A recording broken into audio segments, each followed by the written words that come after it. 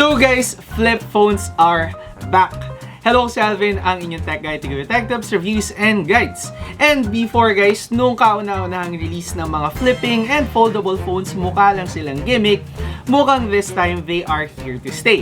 Ito ang Samsung Galaxy Z Flip 3. Tara, try natin to.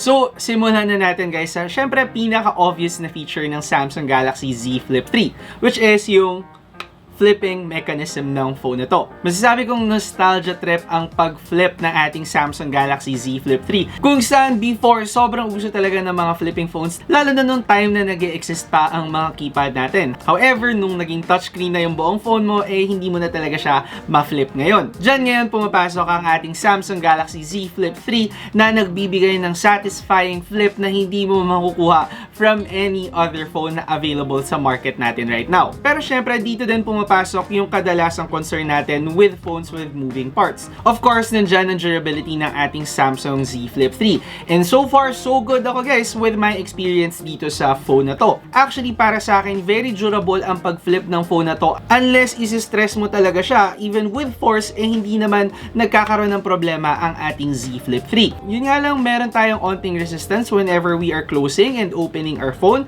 na feeling ko syempre para makadagdag sa durability ng moving parts ng ating Z Flip 3. Yung resistance na yun medyo nagkakos ng difficulty para ma-achieve natin yung one-hand flip pag-open at saka pag-close ng ating phone. Hindi naman siya deal breaker sa akin kasi para sa akin ito na rin talaga yung best na pwede nating makuha out of flipping phones right now. Isa pang kinaganda ng Samsung Galaxy Z Flip 3 is yung IPX8 rating niya, which is very surprising considering na may moving parts ang ating phone. Kadalasan kasi mahirap ma-achieve yung gantong bagay with moving parts, pero good to know na with the Samsung Galaxy Z Flip 3, water resistant pa rin ang ating phone. Ngayon, talking about functionality naman, ano nga ba ang mabibigay sa atin ng isang flipping phone this 2021? Well, meron akong ibang mga nakita or naisip na pwedeng magawa sa pag-flip ng phone na to. Unang-una na dito is yung pag-take mo ng selfies or pag-attend mo ng mga Zoom calls nang hindi mo kailangan ng stand or patungan para sa iyong cellphone. Kasi basically, pwede mong patayuin yung upper part ng phone mo upright, so no need for stands now when taking photos o kaya attending meetings using your phone. Aside pa dyan, pwede ding i-semi-fold mo at a certain angle ang iyong phone, tapos patayuin mo naman siya horizontally para pwede kang makanood ng videos without using a stand on your phone. Although, hindi naman ganun kalaking bagay itong mga additional uses ng phone na to, pero good to know na nagagawa mo yan sa isang flipping phone at 2021. Of course, ang pinaka-point talaga ng mga flipping phones is yung added portability nila.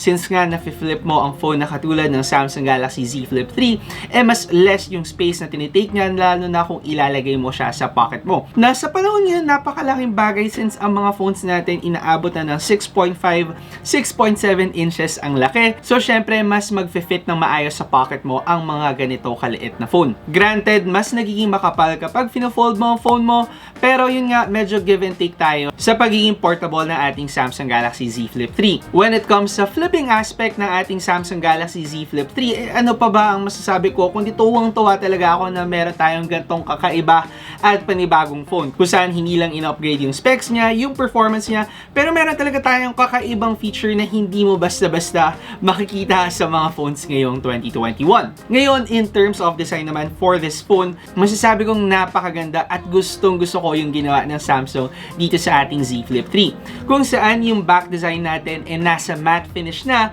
as opposed doon sa dati na sobrang glossy at smudge magnet. With the matte black finish, talagang very simple yet classy and elegant ang dating ng ating Samsung Galaxy Z Flip 3. Very fitting talaga para mo consider mo na isang flagship phone ang phone na to. Isa pa dyan, dito naman sa cover display natin, glossy ang finish niya, more on para maging readable or para ma-feel talaga natin na screen ang kanyang cover display. For the sides naman of this phone, matte finish din yan para talagang ma-tie up yung look ng ating Samsung Galaxy Z Flip 3. Nakakatuwa and very elegant talaga. Yun ang pinakamas masasabi ko sa design ng Samsung Galaxy Z Flip 3. And kapag nakita mo nga naman talaga ang phone na to, kahit pa folded siya or hindi, nag-give off talaga siya ng isang flagship vibe. Ngayon, speaking about display guys, for this phone meron tayong dalawang display. Of course, nandyan yung main display natin kung saan ayan na mismo yung screen ng ating phone. And for that, meron tayong 6.7-inch 120Hz Full HD HDR10 Plus Dynamic AMOLED 2x display. And napakahaba ng pangalan ng display ng phone na to. Pero ayun nga, fitting naman talaga para sa isang flagship phone. Of course, you are getting the best of the best pagdating sa screen na ating Samsung Galaxy Z Flip 3. High refresh rate na nababagay for gaming, high resolution din na nababagay para sa mga mahilig manood sa kanilang mga phones, and of course, yung napakaganda and napaka-crisp na quality na hatid sa atin ng Dynamic AMOLED 2x display. And syempre, dahil nga flip phone to, andun din yung pagiging flipping ng screen natin. However, since flipping ang ating phone, hindi makakaila na meron tayong crease dito sa gitna ng ating Samsung Galaxy Z Flip 3. Masama ba ito? Deal breaker ba ito? Depende ito sa inyo. Personally ako, habang ginagamit ko yung Z Flip 3, eventually masasanay ka doon sa crease na meron. Hindi siya mawawala, pero hindi rin siya ganun kalaking deal breaker para sa akin. Lalong-lalo na if naghahanap ka talaga ng flip phone, hindi mo matatanggal yung existence ng crease natin. And yun nga, kung gusto mo talaga ng flip phone, ito yung isa sa mga bagay na willing ka talagang makompromise. Again nga, dalawa ang screen ng ating Samsung Galaxy Z Flip 3 dahil pag pinold mo siya, meron tayong cover display. Para naman sa cover display natin guys, yan ay isang 1.9-inch Super AMOLED display, and personally, nagustuhan ko ang display natin dito sa labas. Mas malaki siyang dihamak, and this time around, colored na siya as compared doon sa ating unang flip phone, as well as meron siyang iba't ibang mga use na pwedeng mabigay sa atin. First of course is yung mga notification kung saan pwede mong ma-access ang mga notification na nakukuha mo sa iyong mga phone, and yung iba naman is yung mga shortcut or mga widget na pwede dito sa ating cover display. However, para sa akin, meron pang room para mas ma-maximize natin or mas mapadami yung use ng ating cover display, and hopefully in the future maging available yan dito sa ating Samsung Galaxy Z Flip 3. However, for now, satisfied na rin ako sa mga nabibigay na use nito. Ngayon, syempre, napag-usapan na natin yung mga flipping stuff ng ating Samsung Galaxy Z Flip 3. Doon naman tayo sa iba pang mga specs ng phone na to. And of course, itetest din natin ang performance niya. So for the speakers of this phone guys, nakakakuha tayo ng stereo speakers na malakas naman enough para magamit mo siya outside kahit pa malakas yung background noise mo.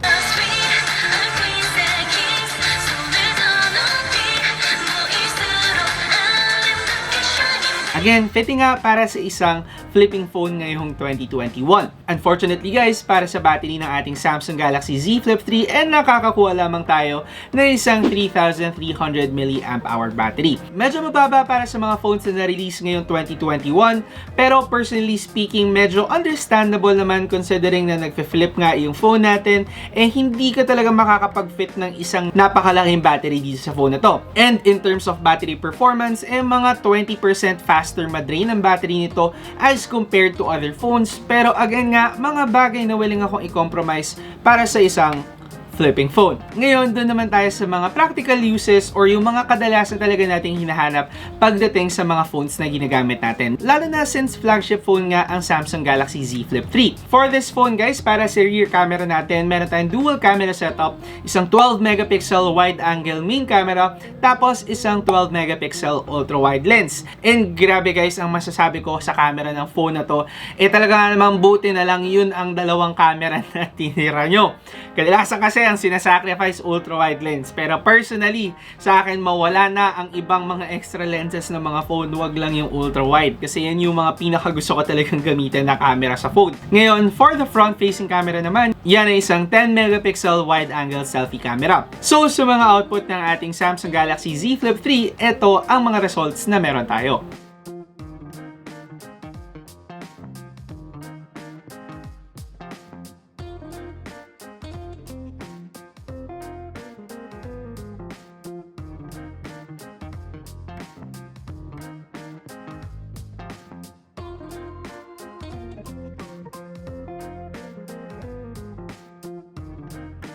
Ang masasabi ko lang guys sa performance ng ating Samsung Galaxy Z Flip 3, not short of a flagship phone ang phone na to. Meaning, kung ano ang performance na makukuha mo sa mga Samsung flagship phones ngayong 2021, ganun din ang dinideliver sa'yo ng Samsung Galaxy Z Flip 3. No compromises on any areas kung saan pagdating sa main camera, even in low light situation, maganda ang mga photos na kinukuha natin. Actually, again, hindi mo nga kailangan masyadong gamitin ang night mode since good enough na ang main camera natin in low light situations. Very sharp, very detailed, maganda yung color, maganda yung dynamic range. Basically, lahat talaga ng bagay na hinahanap mo sa isang camera ng flagship phone nandito sa Z Flip 3. Isa pa, paglipat naman natin dito sa ating ultra-wide lens is same performance ang nakukuha natin. Again, nagustuhan ko na kahit pumupunta tayo sa ultra-wide lens is same ang color output natin. Basically, the same performance and walang compromises on any areas. Talagang deserving nga na mahanay ang ating Z Flip 3 as a flagship phone ngayon 2021. And personally, tuwang-tuwa ako sa ganitong aspeto ng Samsung Galaxy Z Flip 3. Kadalasan kasi when we get a new feature on a phone, lalo na ganito na gumagalaw yung ating phone o kaya na-fold mo yung phone, we usually assume na magkakaroon tayo ng compromise sa performance ng Z Flip 3. Pero hindi nagpatalo ang Samsung, hindi niya hinayaan na tumama ang mga assumption natin kasi when it comes to performance, definitely a flagship level performance sa camera ng Galaxy Z Flip 3. Wala ka makukuha problema sa rear camera natin, sa front-facing camera natin, maganda lahat ng quality and very ideal for content creation and mobile photography and videography dito sa ating phone. Ngayon, moving on naman, syempre doon sa isa pang concern natin which is gaming performance ng phone na to. For this phone guys, nakakakuha ka ng Snapdragon 888 5G na chipset. Meron kang 8GB of RAM and 2 memory options, isang 128GB internal storage at saka isang 256GB internal storage. And for this phone guys, pagdating sa gaming performance niya, talaga nga namang matutuwa kang maglaro sa iyong Samsung Galaxy Z Flip 3.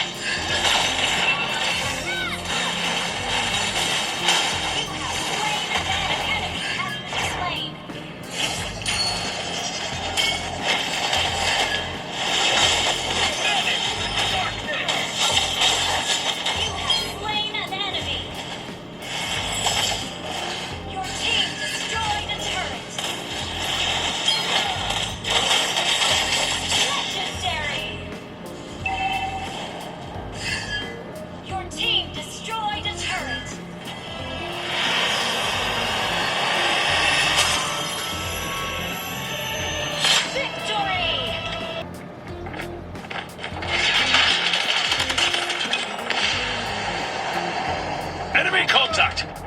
Targets in sight! Reloading! Need backup!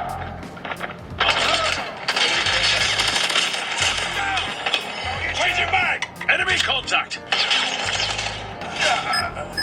Friendly hunter-killer drone deployed. Tango down!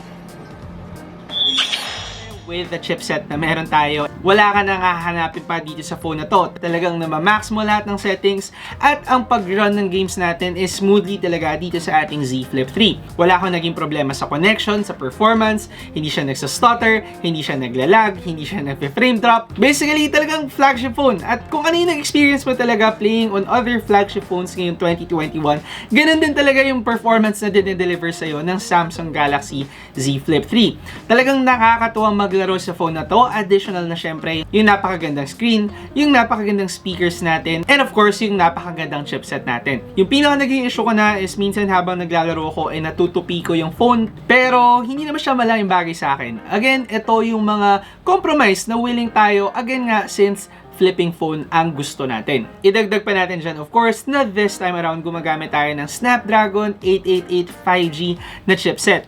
Na alam naman nating lahat pagdating sa mga Samsung phones na nare-release locally, kadalasan gumagamit tayo ng Exynos.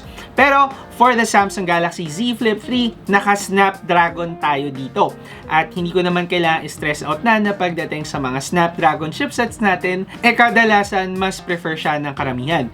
Isa pa na experience ko, actually for a flagship phone, and natuwa naman ako sa thermal management ng phone natin. Yes, uminit pa rin siya pero hindi naman doon sa tipong magiging concerned ako sa temperature na nakukuha niya. And finally, since 5G chipset nga to, meron tayong 5G connectivity, lalong-lalo na para doon sa mga areas na ready na for 5G. So kung kayo nakatira kayo doon sa area na may 5G na or magkakaroon ng 5G soon, definitely check out the Samsung Galaxy Z Flip 3. Pero syempre, doon na tayo sa presyo ng phone na to. Ayan, tabi na natin. Magkano nga ba ang Samsung Galaxy Z Flip 3? So ito ang pinakamagandang news natin dito sa phone na to dahil ang Samsung Galaxy Z Flip 3 locally para sa 128 storage variant niya nagkakahalaga yan na 52,990 pesos. At para naman sa 256GB storage variant niya, yan ay nagkakahalaga na 56,990 pesos. At sa presyo na yun guys, yes, alam kong hindi ito ang pinakamurang phone. Paano siya naging good news? Kasi before guys, sa ating Samsung Galaxy Z Flip, nung pinakaunang version niya pa lang, yun ay nagkakahalaga na 75,000 pesos. Meaning, for a phone na na-release ngayong 2021 with updated specs, updated hardware, updated performance, mas mura nyo pang makukuha ang phone nito starting at 52,990 pesos. At ano ngayon ang ibig sabihin nun para sa lahat sa atin? Ibig sabihin, ang ating Samsung Galaxy Z Flip 3 is no longer a novelty item or a niche item. Basically, dati kasi nabibili natin siya doon sa premium price niya kung saan ito kasi ang first ever flip phone na na-release sa market. Sobrang high-tech niya, sobrang new ng technology. So, syempre, mas magiging mahal ang ganung phone.